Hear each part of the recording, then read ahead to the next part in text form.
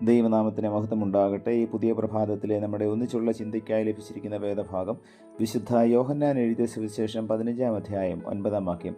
പിതാവ് എന്നെ സ്നേഹിക്കുന്നത് പോലെ ഞാനും നിങ്ങളെ സ്നേഹിക്കുന്നു, എൻ്റെ സ്നേഹത്തിൽ വസിപ്പീൻ. മെഡിറ്ററേനിയൻ കടലിലൂടെ പോകുന്ന കപ്പലുകളെ കൊള്ളയടിച്ച് പണം സമ്പാദിച്ചിരുന്ന ഡയോമിഡസ് എന്ന കടൽ കൊള്ളക്കാരനെ അലക്സാണ്ടർ ചക്രവർത്തിയുടെ സൈന്യം പിടികൂടി ചക്രവർത്തിയുടെ മുൻപിൽ ഹാജരാക്കി. അലക്സാണ്ടർ അയാളെ ചോദ്യം ചെയ്തു. അയാൾക്ക് വധശിക്ഷ നൽകുമെന്ന് എല്ലാവരും കരുതി. അലക്സാണ്ടർ ചോദിച്ചു, നീ എത്രയോ കച്ചവടക്കാരെയും യാത്രക്കാരെയും കൊള്ളയടിച്ചിരിക്കുന്നു, നിനക്ക് അതിനുള്ള അധികാരം എന്താണ്? ഡയോമിഡസ് പറഞ്ഞു, എനിക്ക് ഒരു കപ്പലും ഏതാനും സഹായികളും മാത്രമേ ഉള്ളൂ. അതുപയോഗിച്ച് ഞാൻ പലരെയും കൊള്ളയടിച്ചിട്ടുണ്ട്. എന്നാൽ അങ്ങയുടെ കാര്യമോ? എത്ര കപ്പലുകളും എത്ര വലിയ സൈന്യവും! ഏതെല്ലാം രാജ്യങ്ങളെ അങ്ങ് കീഴടക്കി കൊള്ളയടിച്ചിരിക്കുന്നു. ഞാൻ ചെയ്യുന്നത് തന്നെയല്ലേ അങ്ങും ചെയ്യുന്നത്? ചെറിയ തോതിൽ കവർച്ച നടത്തുന്ന എന്നെ കൊള്ളക്കാരനെന്ന് വിളിക്കുന്നു, വൻതോതിൽ കവർച്ച നടത്തുന്ന അങ്ങയെ ചക്രവർത്തിയെന്നും. ആരാണ് വലിയ കുറ്റക്കാരൻ? വാക്ക് മുട്ടിപ്പോയ അലക്സാണ്ടർ ഡയോമിഡസിനെ വെറുതെ വിട്ടു. ഇതൊരു യാഥാർത്ഥ്യമല്ലേ? അധികാരികൾ ചെയ്യുന്ന കുറ്റത്തിന് ശിക്ഷയില്ല. പ്രജകൾ കുറ്റം ചെയ്യുമ്പോൾ ചക്രവർത്തിമാർ അവർക്ക് വധശിക്ഷ നൽകുമായിരുന്നു. ചക്രവർത്തിമാർ എത്രയോ ആളുകളെ നികൃഷ്ടമായി വധിച്ചിരിക്കുന്നു. ഇന്നും പോലീസും പട്ടാളവും എത്രയോ ആളുകളെ ക്രൂരമായി മർദ്ദിക്കുകയും വധിക്കുകയും ചെയ്യുന്നു. മിക്കതും കുറ്റകരമായി ആകുന്നതുമില്ല, അവർക്ക് ശിക്ഷയുമില്ല.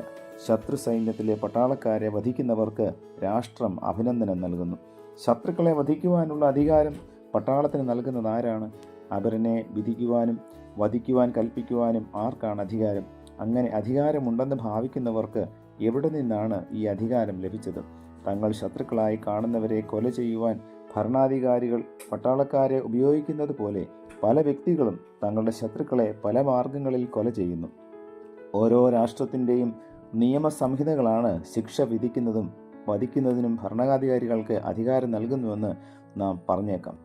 എന്നാൽ യഥാർത്ഥമായി ജീവനെ ഹനിക്കുവാൻ ആർക്കും അധികാരവും അവകാശവുമില്ല. ജീവൻ നൽകുവാൻ കഴിവില്ലാത്തവർക്ക് ജീവന്റെ മേൽ ഒരു അധികാരവുമില്ല. ശത്രുക്കളെ വധിക്കാം എന്നതും നമ്മുടെ സ്വന്തം താല്പര്യങ്ങളെ പരിരക്ഷിക്കുവാനുള്ള വ്യഗ്രതയുടെ ഭാഗമാണ്.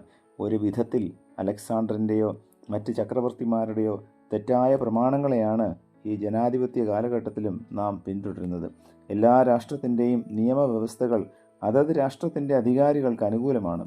സ്വന്തം രാഷ്ട്രത്തിൻ്റെ താല്പര്യങ്ങൾക്ക് വേണ്ടി അയൽ രാഷ്ട്രങ്ങളെ തകർക്കുന്നതിന് പോലും രാഷ്ട്രങ്ങൾ തയ്യാറാകുന്നു. ഒരു വിധത്തിൽ എല്ലാ കുറ്റകൃത്യങ്ങളും കൊലപാതകങ്ങളും ശിക്ഷാ നടപടികളും സ്വാർത്ഥതയിൽ നിന്ന് ഉടലെടുക്കുന്നതാണ്.